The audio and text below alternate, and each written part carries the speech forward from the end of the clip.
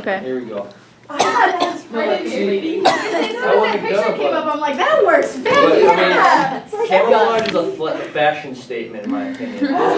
So I just And you thought. got the tie on, so I don't know. It's all good. Yeah. It sits above the mantel on a couple rusty nails. It's worth a bunch of money, but it damn sure ain't for sale. The good Lord only knows all the stories it can tell. Granddaddy's gun. These are the words of a song called Granddaddy's Gun, written and produced originally by Rhett Atkins. But these words are more than just lyrics to a song to me. They represent my life, my family's lives, our present, our past, and our future. To me, guns are not just a weapon or a form of defense. Guns are a part of our history. Each gun has a story, whether I created it or someone else who handed my guns down to me created them as well. Today I'm here to talk about guns. I'm here to give you stories of that I've experienced of why they're important to me. I'm going to go over some lessons they have taught me about life, directly and indirectly, that just 3 of them that I take the most out of. And lastly, I'm going to go over why everybody who's legal to and comfortable with it should learn how to own and operate a firearm for themselves. I was born with a gun in my hand. Well, I like to say that anyways. It's not entirely true, but it's pretty dang close. As long as I can remember, I was always walking around my house with some form of gun. A toy, whatever. I used to shoot the deer that were mounted on my wall. I used to shoot the deer and turkeys in the hunting videos with my dad. And you can call him whatever you want, but I bet you I've shot Bambi's dad about 30 times. My grandma didn't like that very much. It's because I wanted to be like the guys, my dad and both my grandparents and our whole hunting crew. As you can see up there's a picture of me, and that man is my Grandpa Mulholland, my mom's dad. He quit hunting before I was old enough to get into it, and he's my grandfather who never passed me down a real gun physically. But what I do have is a picture of that toy gun that he bought me that day. You can't see my face in there, but I had a very big smile on it because I admired him because of how he showed me to use that gun. I wish I still had that gun because on March 21st this year, my Grandpa Mulholland lost his battle to cancer. And even though I don't have possession like a gun to remember him by, I have the memories and I have the picture. This is the picture that I have with him, the closest to a gun that I could think of. So I'm going to fast forward a little bit. When I was 5 years old, my dad gave me my first BB gun. I used to spend entire days walking around my yard. I live in the middle of nowhere, just don't worry about it. Walking around my yard shooting everything that was safe with that BB gun. Entire day, like I'd get up in the morning and shoot until like almost dark. Not exaggerating that. Actually, in the right there's a picture of me and one is my cousin and the other one is my cousin's friend. I'm the little guy on the right there. Thanksgiving Day during our annual Thanksgiving hunt. This is the first one I remember actually being able to go on. And I had a big smile on my face because I felt like one of the guys, but what you don't see in that picture is me with that BB gun. Again, I think my dad and my grandpa got annoyed with the fact that I used to shoot stuff while we were hunting. You're not supposed to do that. But I did it anyway. When I was 6, my dad handed me a .22. It was my first actual powerful gun that I ever owned, a real rifle. It was manufactured in 1924, and it was bought by my great-grandpa Johnson. My great-grandpa Johnson handed that gun down to my grandpa Johnson, my dad's dad. My dad's dad handed that gun to my dad, and he gave it to me. Someday I will hand that gun down to a child of my own, and that's something I look forward to doing. I don't even know, as the song says that I stated earlier, the good Lord only knows all the stories that gun can tell. But I know my stories with it. I shot my first rabbit, my first squirrel with that gun. That's something I'm never going to forget. Move forward again, when I was 12, my grandpa gave me another gun, a 12 gauge. 12 gauge shotgun. I shot my first turkey and my first duck and my first goose with that gun. I remember calling him each time really excited. The picture, I don't have a picture of that gun with me, but on the left there is a picture of me, my brother, and my grandpa. As you can see, myself on the right, that awkward smile I have, and buck I was very happy with that day. My brother on the left with his first ever doe, and my grandpa proudly standing behind us. Those are just 2 of the 8 deer shot that opening morning, and my grandpa was very proud because we got to live the way that he had and that his dad had, and we got to share our love for hunting and our love for guns by doing them the right way. When I say there's a right way, what I mean by that is that there are lessons that go along with owning and operating firearms. Firearms have made me who I am. They've taught me a lot of lessons, and now I'm going to go over just 3 of these lessons with you and explain why they're so important to me. The first lesson that I'm going to go over is know your target and beyond. My first word I ever said was dada, but I guarantee you this is probably the first phrase I've ever said in my entire life, because my dad pounded this into my head since as long as I can remember. It seems simple, but I mean, really, you can't just shoot at anything.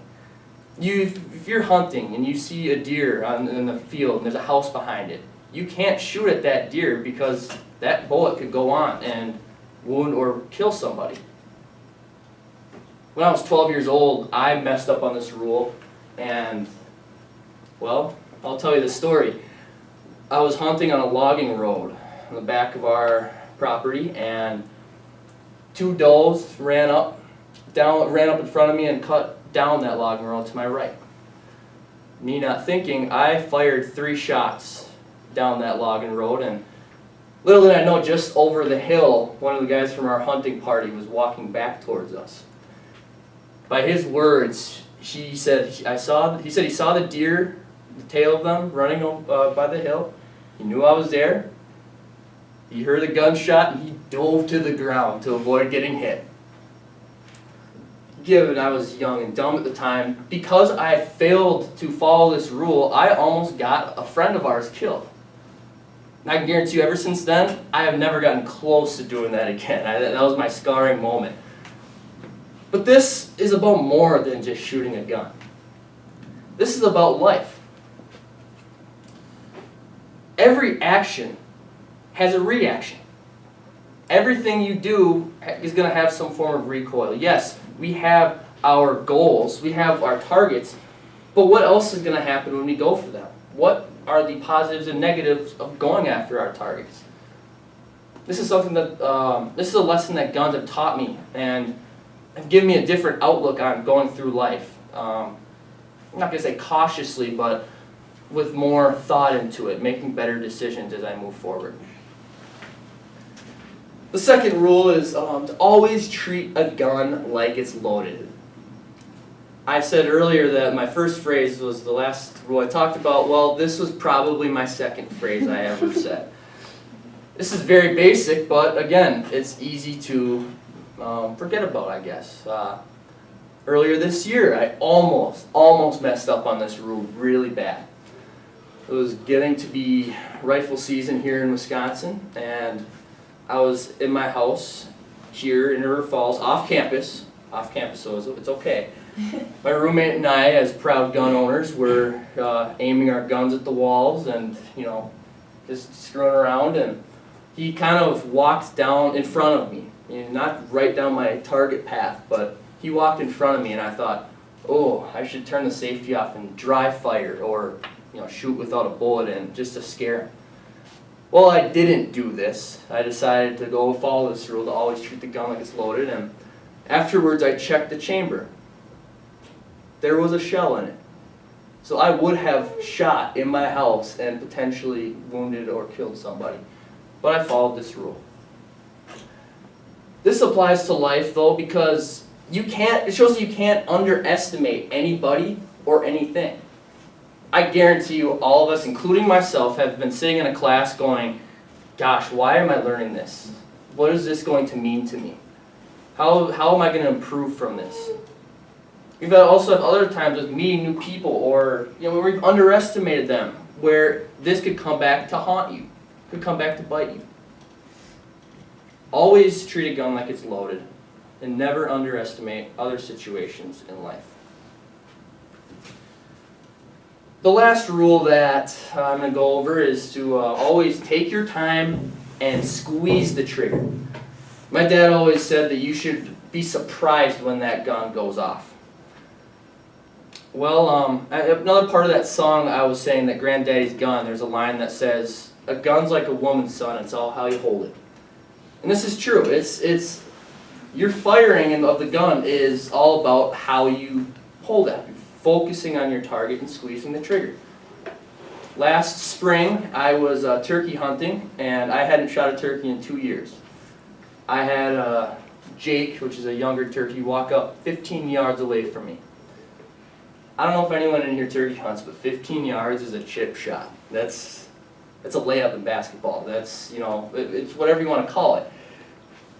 I was aiming at that turkey, and I thought, this is gonna be so easy. And I did everything that against this rule. I pulled my head up and I jerked the trigger.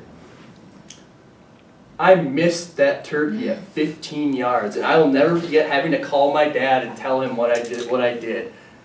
Embarrassing. Well, later that morning, about an hour later, I got my confidence back up. I cried a little bit, but then I got my confidence back up. And I started calling again, and next thing I know, I look over and there's a tom coming right at me. And he came in and I said, "Learn from your lesson." And I focused, I squeezed the trigger, and I dropped him, the biggest tom of my entire life. But this is also applicable to other things in life. Kind of like what I was going at earlier, life is a journey. It's not a destination. It's a marathon, not a sprint. It's so easy to get focused on what's going on now and wanting things to happen now. But in reality, if you focus on your target and you do everything you can to put yourself in that target, no matter what happens right now, you will be more successful, you will be happier, and you will live with less regrets. So now I'm going to kind of turn the page over to another subject, why I think anybody who is legal to, since I assume we all are in here, and comfortable with it, should learn how to operate a firearm. First of all, in this world of more people coming in every day and more illnesses and more, I'm going to call them messed up individuals in a way like not, anyways. Defense is important, and guns are the best form of defense. Not necessarily saying you have to shoot someone, but just having one there will at least make people back off. Another thing that guns do is they teach discipline.